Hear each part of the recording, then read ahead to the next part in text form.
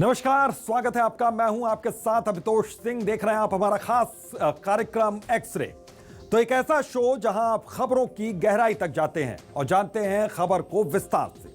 ये एक ऐसा शो है जहां हम खोलते हैं खबर की परत दर परत और खबरों को बाकी तमाम खबरों के बीच से चुनकर लाते हैं सिर्फ और सिर्फ आपके लिए। तो चलिए शुरुआत करते हैं हमारी खास पेशकश खबरों का एक्सरे की।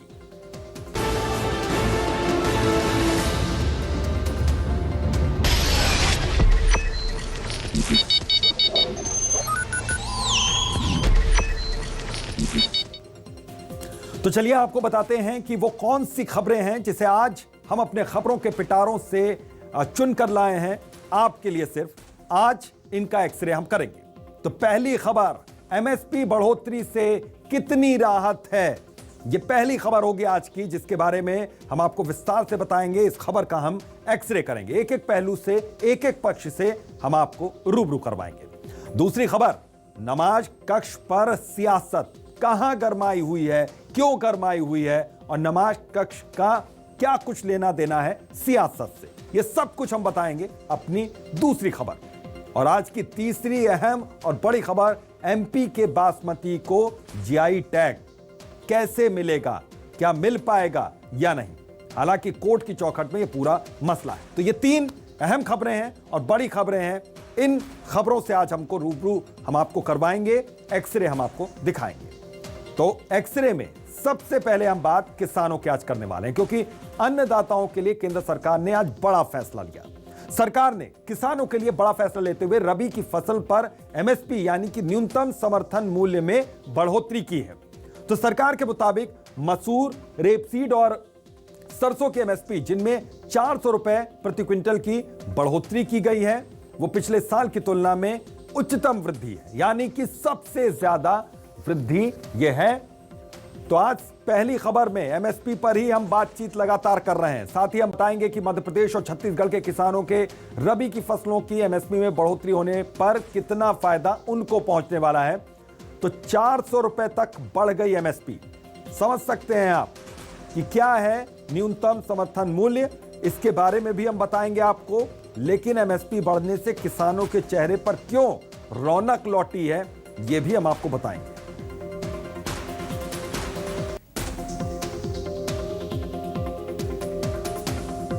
आज प्रधानमंत्री जी की अध्यक्षता में सीसीए की बैठक संपन्न हुई और इस बैठक में रबी सीजन के लिए 6 फसलों की एमएसपी का निर्धारण किया गया है। गेहूं पर जो एमएसपी की बढ़ोतरी है वो 100% है। इसी प्रकार से सरसों पर भी वृद्धि 100% है। ये रबी के सीजन की जो फसलों का न्यूनतम समर्थन मूल्य है, सरकार ने घोषित कर दिया है और काफ़ी समय पूर्व कर दिया है। और मुझे लगता है कि इसके प्रकाश में किसान अपना उत्पादन करेंगे और सरकार जो खरीद की प्रक्रिया है उसके अनुसार उपार्जन करेगी और इसका लाभ किसानों को मिलेगा। कुछ लोग ऐसा भ्रम फैलाने की कोशिश करते हैं कि एमएसपी समाप्त हो जाएगी, लेकिन प्रधानमंत्री नरेंद्र मोदी जी की किसानों के प्रति प्रतिबद्धता है और हमेशा रहेगी। प्रधानमंत्री जी ने आश्वस्त किया है एमएसपी थी, है और रहेगी। और लगातार कृषि सुधार कानून आने के बाद भी एमएसपी की दर बढ़ रही है, उत्पादन बढ़ रहा है और एमएसपी पर खरीद बढ़ रही है। इसमें किसी के मन में कोई शंका नहीं होनी चाहिए। तो एमएसपी थी, एमएसपी रहेगी, लेकिन मध्य प्रदेश के किसानों को कितना फायदा हुआ है, राकेश चतुर्वेदी हमारे सहयोगी पहुंचे थे आज किसानों के बीच में। सुनते हैं कि क्या कुछ कहा मध्य प्रदेश के किसानों ने। फसलों के समर्थन मूल्य में सरकार की ओर से बढ़ोतरी की गई है। मेरे साथ किसान हैं, हम सीधे किसानों से बात करते हैं। आज सरकार ने समर्थन मूल्य बढ़ा दिया है सर। तो उसका डीजल तो इतना महंगा है, इससे क्या होता है कि फायदा मिलेगी हमको क्या? इससे 40 पैसे बढ़ा है, 40 पैसे से क्या होगा? 40 रुपये बढ़ा है। 40 रुपये जी है, इससे क्या मतलब होगा? सब बताओ हमें आप। इसमें पेट भरन हो जाएगा हम लोगों का? क्या लग रहा है, कोई राहत कुछ राहत इससे राहत कुछ नहीं होती है सर। जैसे गेहूँ कितना सस्ता है, गेहूँ हम सब लोग पैदा सबसे ज़्यादा करते हैं, वही कम है सब उसका रेट। क्या कहेंगे, समर्थन मूल्य में गेहूं में 40 रुपए प्रति क्विंटल की बढ़ोतरी की गई है, कितनी राहत है? 40 रुपये मतलब क्विंटल बढ़ोतरी की गई। क्या कहेंगे, चल रहा है क्या कहें। कोई अंतर नहीं आने वाला। क्या आएगा सर 40 रुपये, ठीक है जो भी चल रहा है। क्या कह सकते हैं, राहत है कि नहीं है?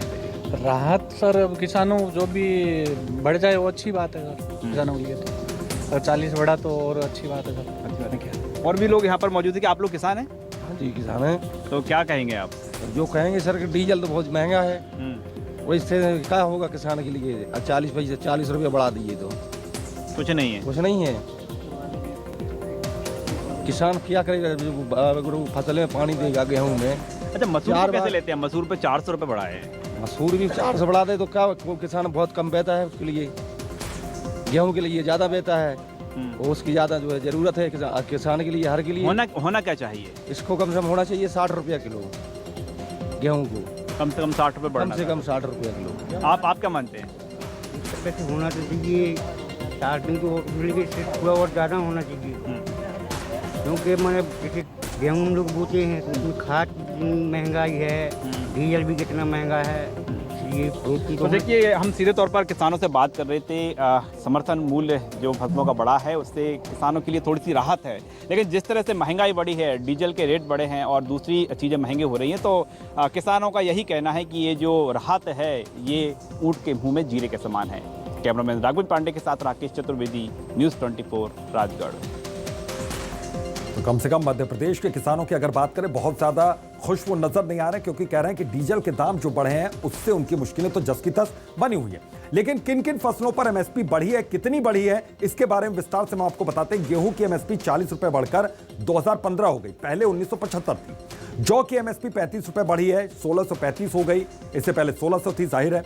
चने की एमएसपी की अगर हम बात करें तो 130 रुपए बढ़कर 5230 रुपए हो गई, पहले 5100 रुपए थी।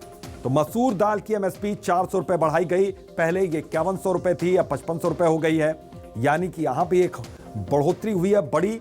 सरसों की एमएसपी में भी 400 रुपए की बढ़ोतरी की गई, तो 4650 से लेकर 5050 हो गई एमएसपी इसकी। तो इसका समर्थन मूल्य, न्यूनतम समर्थन मूल्य बढ़ गया। इसके अलावा बात करें सूरजमुखी की, तो एमएसपी 114 रुपए बढ़ाई गई, पहले 5237 रुपए थी, अब 5441 रुपए हो गई है यहां पर एमएसपी। तो जाहिर है कि एमएसपी काफी बढ़ी है, बहुत से किसानों को इसका फायदा भी होगा। बहुत से किसान निराश हैं, लेकिन बहुत से किसानों को फायदा होगा क्योंकि एमएसपी यहां पर बढ़ी है। तो मध्य प्रदेश और छत्तीसगढ़ के किसानों को कितना फायदा, यह भी हम आपको समझाते हैं। दरअसल एमपी में मुख्य तौर पर 6 रबी फसलों की खेती होती है। इन 6 रबी की फसलों में गेहूं, चना, सरसों और मसूर मौजूद है। पिछले साल गेहूं की खरीद में एमपी पूरे देश में दूसरे नंबर पर था, तो आप समझ सकते हैं कि कितना फायदा किसानों को यहां पर पहुंच सकता है। छत्तीसगढ़ के 23% क्षेत्र में रबी की फसलों की खेती होती है। छत्तीसगढ़ में मुख्य तौर पर खाद्यान्न फसलों की खेती होती है। और इसके अलावा बता दें कि छत्तीसगढ़ में उगाई जाने वाली रबी फसलों में गेहूं, सरसों और चना शामिल है। तो जाहिर है कि एमएसपी बढ़ने से यहां पर बहुत से फायदे यहां पर होंगे। अब आपको जरा विस्तार से हम समझाते हैं कि दरअसल एमएसपी होती क्या है। न्यूनतम समर्थन मूल्य इसको कहते हैं, यानी कि मिनिमम सपोर्ट प्राइस किसान को उनकी फसल पर मिलती है। तो फसल की पैदावार कम होने पर किसानों को एमएसपी मिलती है, यानी कि कम से कम ये दाम जरूर यहां पर किसानों को मिलेगा। फसल बहुत अच्छी है तो एमएसपी से ज्यादा भी रेट यहां पर मिल सकते हैं। तो एमएसपी किसानों को बचाने वाली एक बीमा पॉलिसी की तरह होती है कि फसल अगर बहुत ज्यादा अच्छी नहीं भी हुई तो एमएसपी के ही तहत आपको दाम मिलेंगे, यानी कि कम से कम इतना पैसा तो मिलेगा ही। तो सरकार एमएसपी के बदले किसानों से फसल खरीदती है। कृषि लागत एवं मूल्य आयोग के सिफारिश पर एमएसपी तय की जाती है। तो एमएसपी को जानना बेहद जरूरी है, यह जानने से पहले कि कितनी बढ़ोतरी हुई। एमएसपी का सबसे ज्यादा फायदा पंजाब और हरियाणा को मिलता है, यानी कि सबसे ज्यादा खुश पंजाब और हरियाणा के किसान एमएसपी की वजह से होते हैं। बाकी की जगहों भी होते हैं, लेकिन बीच में जो बिचौलियों की भूमिका होती है वो एमएसपी की खरीद पर थोड़ी सी मुश्किलें आती हैं, इसीलिए किसान बहुत ज्यादा फायदे में नहीं रहते बहुत सी जगहों पर। लेकिन हरियाणा और पंजाब में ऐसा नहीं। लेकिन गेहूं खरीद की अगर हम बात करें तो पिछले साल मध्य प्रदेश में गेहूं की खरीदी अच्छी खासी हुई थी। तो ये सब कुछ आप समझ सकते हैं कि सरकार ने रबी की फसलों की एमएसपी कैसे बढ़ाई। देखिए, गेहूं में, जौ में, चना में, ये हम आपको डिटेल से बताते हैं ग्राफिक्स में। आप समझिए कि कैसे यहां पर नई एमएसपी 1975 थी गेहूं की पुरानी, और नई हो गई है 2015। उत्पादन लागत 1008, अनुमानित लागत 100%। जौ 1600 और नई एमएसपी 1635, उत्पादन लागत 1019, 60% अनुमानित लागत। चना, इसकी पुरानी एमएसपी थी 5100, नई एमएसपी हो गई 5230, 3004 उत्पादन लागत, अनुमानित लागत यहां पर 74%। मसूर 5100 और नई एमएसपी 5500, 3079 उत्पादन लागत, 79% अनुमानित लागत। सरसों 4650 पुरानी एमएसपी, नई एमएसपी 5050, उत्पादन लागत 2523, 100%।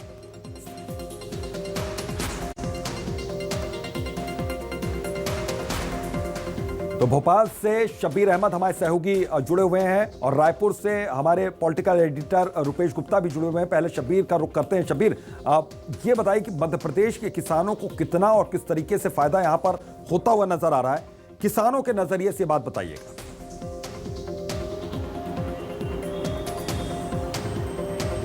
देखिए, एमएसपी वो समर्थन मूल्य जिसको लेकर देश के किसान दिल्ली के बॉर्डर पर बैठे हुए, उन्हें डर है कि एमएसपी आने वाले समय में जो 3 कृषि कानून आए उसमें खत्म हो जाएगी। ये कह सकते हैं सरकार की तरफ से एक कोशिश की गई है, जो अविश्वास सरकार के प्रति पनपा था उसमें विश्वास पैदा करने की कोशिश की गई है। और यही वजह है कि सरकार ने किसानों को बड़ा तोहफा दिया है और समर्थन मूल्य में, रबी की फसलों में कीमतों में बढ़ोतरी की गई है। जहां से आपका सवाल था कि मध्य प्रदेश को कितना फायदा होगा, कितने किसानों को फायदा होगा। मध्य प्रदेश ये कह सकते हैं कृषि प्रदेश है और उसके कारण बड़ी संख्या में मध्य प्रदेश के किसानों को इसका फायदा होने जा रहा है, ये साफ है। लेकिन कहीं ना कहीं जिस तरीके से एमपी में या पूरे देश में महंगाई की मार झेलना पड़ रही है, डीजल जो है 90 के आसपास पहुंच चुका, 90 के पार पहुंच चुका है, 95-96 के करीब बिक रहा है।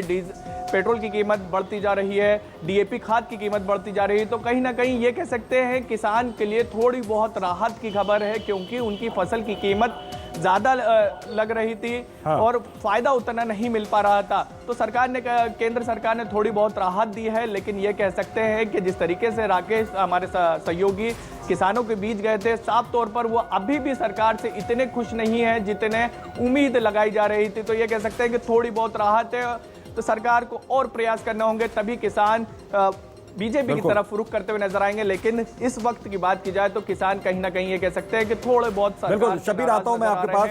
रुपेश गुप्ता हमारे साथ जुड़े हुए हैं, पॉलिटिकल एडिटर हैं। रुपेश जी, देखिए, किसान खुश हो या किसान संतुष्ट हो, दो अलग अलग बातें यहां पर हो जाती हैं। और अगर छत्तीसगढ़ के लिहाज से हम बात करें तो संतुष्टि का भाव किसानों के भीतर कितना है? खुशी की बात अभी हम नहीं कर रहे हैं। देखिए, किसानों से हमने बातचीत की और किसान पूरी तरह से असंतुष्ट है। किसानों का साफ तौर से कहना है कि जो फसलों के दाम बढ़ाए गए हैं वो सिर्फ 1 या 2% बढ़े हैं, जबकि इतनी बढ़ोतरी हर 6 महीने में हर चीज की बाजार में हो जाती है। हाँ।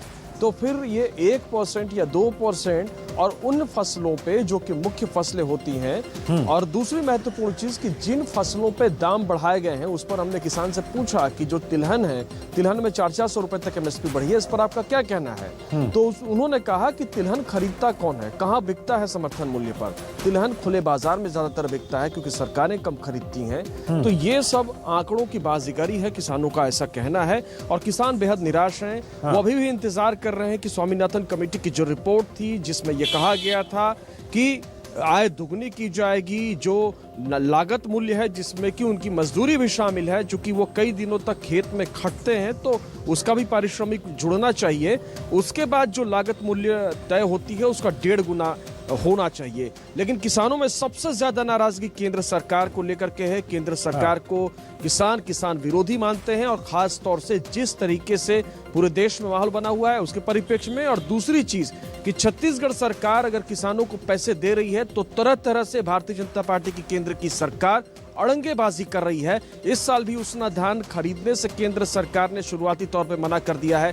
पिछली बार 60 लाख टन खरीदने की बात थी लेकिन 40 लाख टन भी नहीं खरीदा। तो इन सब चीजों को लेकर के किसानों में काफी नाराजगी है और ये सारी पॉलिटिक्स किसानों को समझ में आ रही है।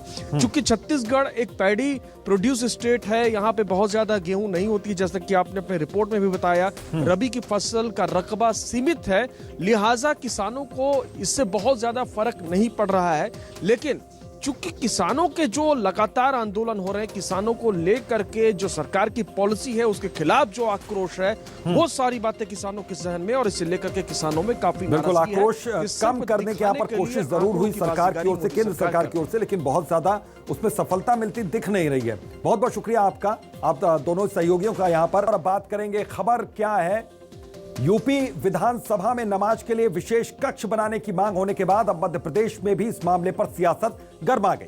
बीजेपी विधायक रामेश्वर शर्मा ने एसपी विधायक की मांग पर सवाल उठाते हुए कहा कि यूपी विधानसभा में नमाज पढ़ने के लिए 1 इंच जगह नहीं मिलने वाली है। वहीं पर रामेश्वर शर्मा के बयान पर कांग्रेस नेता आरिफ मसूद ने पलटवार करते हुए मामले को बेवजह तूल नहीं देने की बात की। साथ ही सरकारी कार्यालयों में मंदिर बनाए जाने पर भी सवाल उठाया। आपको बता दें कि पिछले दिनों झारखंड विधानसभा में भी नमाज अदा करने के लिए विशेष कक्ष बनाए जाने पर बीजेपी ने कड़ी प्रतिक्रिया अपनी जाहिर की थी।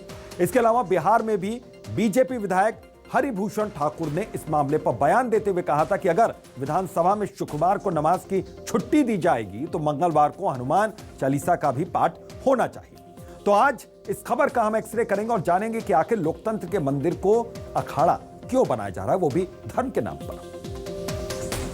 इस मामले को मैं समझता हूँ बेवजह तूल नहीं देना चाहिए। प्रेयर रूम के लिए जो बात उठी है कि एक अस्थायी रूप से झारखंड में जो मांगा गया था उसी की डिमांड यूपी में हुई है। मैं इस पर सिर्फ इतना कहना चाहता हूँ कि संख्या बल अगर ज़्यादा है और वहाँ आवश्यकता लगती है और वो मांगते हैं तो किसी को एतराज़ भी नहीं होना चाहिए, लेकिन इस मुद्दे को इतना ज़्यादा नहीं बनाना चाहिए। और जिस तरह से बीजेपी के विधायक बयानबाजी कर रहे हैं, हम यहाँ नहीं होने देंगे, ये नहीं होने देंगे, वो जो लोकतंत्र के मंदिर का पाठ पढ़ा रहे हैं, तो मैं उनसे अनुरोध करूंगा कि सरकारी कार्यालयों में भी जिस तरह से आप चले जाइए, सब जगह पे आपको इस तरह के दूसरे प्रेयर मिलेंगे, थानों में मिलेंगे, तो ये भी कोई ठीक नहीं है। लेकिन उस पर हम लोग कभी एतराज़ नहीं करते, क्योंकि ये तो एक धर्म का मामला है। अगर किसी आदमी को ईश्वर को याद करना है और वो कोई धार्मिक अपना काम करता है तो हम लोगों ने कभी एतराज़ नहीं करा, तो इसको भी तूल नहीं देना चाहिए।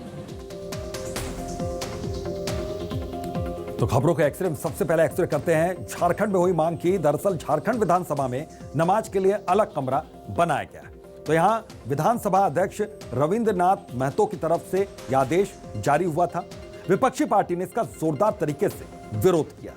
बीजेपी ने सदन से लेकर सड़क तक विरोध करने की बात की थी।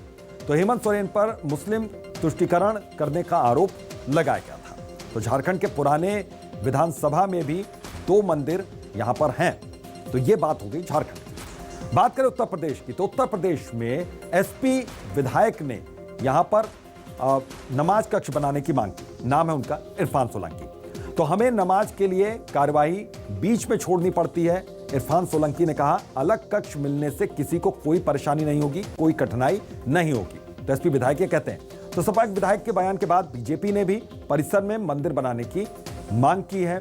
तो विरोध में बीजेपी के विधायक ने परिसर में श्री राम के नारे भी लगा दिए। तो ये हो गई यहां पर सियासत। तो उत्तर प्रदेश के बाद मध्य प्रदेश में भी इसको लेकर सियासी पारा चढ़ गया। बीजेपी नेता रामेश्वर शर्मा ने जिन्ना की संस्कृति को विकसित करने की बात कही। देश में बगावत शुरू हो जाएगी। रामेश्वर शर्मा के मुताबिक झारखंड में हुए अपराध को देश माफ नहीं करेगा, यह बीजेपी नेता का कहना है। तो रामेश्वर शर्मा के बयान पर कांग्रेस नेता आरिफ मसूद ने पलटवार किया, जो हमने आपको बयान सुनवाया। आरिफ मसूद ने सरकारी कार्यालयों में मंदिर बनाए जाने पर सवाल उठाए। आरिफ मसूद ने रामेश्वर शर्मा पर बेवजह राजनीति, बेवजह की सियासत करने का आरोप भी लगाया है। तो सुनवाते हैं हम आपको कि क्या कुछ कहा गया। लेकिन खबर क्या में हम अगली खबर का रुख करते हैं। सुप्रीम कोर्ट के एक फैसले से मध्य प्रदेश के बासमती चावल को जीआई टैग मिलने की उम्मीद एकास फिर से जग गई। दरअसल मध्य प्रदेश अपने 13 जिलों में उगाई जाने वाली बासमती के लिए जीआई टैग हासिल करने की कोशिश में लगा हुआ है और कानूनी लड़ाई वो लगातार लड़ रहा है। तो सुप्रीम कोर्ट के हालिया फैसले से मध्य प्रदेश के बासमती को जीआई टैग मिलने का रास्ता एक बार फिर से साफ होता नजर आ रहा है। तो अब सुप्रीम कोर्ट का यह फैसला, इसके अलावा हम आपको यह भी समझाते हैं कि जीआई टैग दरअसल होता क्या है। तो एमपी के बासमती को यह टैग मिलना कितनी बड़ी उपलब्धि है, आज एक्सरे में इन सभी बातों का हम जिक्र करेंगे, इन सभी बातों को हम पूरे विस्तार से जानेंगे, इसका हम एक्सरे करेंगे। जीआई टैग यानी कि जियोग्राफिकल इंडिकेशंस टैग, इससे किसी प्रोडक्ट को विशेष भौगोलिक पहचान दी जाती है। GI tag agriculture goods, handicraft, खाद्य सामग्री आदि को दी जाती है। यह उसी प्रोडक्ट को मिलता है जो एक खास एरिया में बनाया जाता है या फिर पाया जाता है। टैग मिलने से यह पता चल जाता है कि चीज उस पर्टिकुलर एरिया में मिलती है, एक टैग लगता है। 10 साल के लिए यह जीआई टैग मिलता है, इसको रिन्यू भी करवाया जा सकता है। तो जीआई टैग इतना अहम होता है। तो मध्य प्रदेश के बासमती को जीआई टैग अगर मिल जाता है तो क्या राहत मिलती है, क्या लाभ होगा। एमपी में उगाए जाने वाले बासमती को जीआई टैग मिल सकता है। सुप्रीम कोर्ट के साफ निर्देश से हाई कोर्ट में यह मामला है। तो सुप्रीम कोर्ट ने एमपी सरकार की बासमती को लेकर जो दी गई थी दलील, उसे मंजूर कर लिया। साल 2010 में बासमती के लिए राज्यों को जीआई टैग दिया गया था। तो पंजाब, हरियाणा, दिल्ली, हिमाचल प्रदेश, उत्तराखंड, उत्तर प्रदेश और कश्मीर को जीआई टैग मिला था। एमपी को जीआई टैग मिलने पर पंजाब ने आपत्ति जाहिर की थी। एमपी को कड़कनाथ मुर्गे के लिए जीआई टैग मिल चुका है। तो आप समझ सकते हैं कि जीआई टैग से कितना फायदा होता है। जीआई टैग के लिए सरकारी स्तर पर अप्लाई करना पड़ता है यहां पर। इसके अलावा प्रोडक्ट के ऐतिहासिक विरासत का प्रूफ देना पड़ता है। रसगुल्ले के जीआई टैग को लेकर बंगाल और उड़ीसा भिड़ गए थे, खबर ज्यादा पुरानी नहीं है। किसी प्रोडक्ट को जीआई टैग मिलने से उसे बनाने वाले का फायदा होता है। खेती से जुड़ा प्रोडक्ट होने पर किसानों को जाहिर है कि फायदा मिलता है। जहां के प्रोडक्ट को जीआई टैग मिला, उसे कोई और बेच नहीं सकता। तो ये सारे फायदे यहां पर मिलते हैं। तो अगर जीआई टैग यहां पर मिल जाता है तो किस तरीके से किसानों को यहां पर राहत भी मिलेगी और फायदा भी मिलेगा। बहरहाल कोर्ट की चौखट पे पूरा मसला है। तो आज खबरों के एक्सरे में बस इतना ही। देखते रहिए न्यूज़ 24 मध्य प्रदेश छत्तीसगढ़।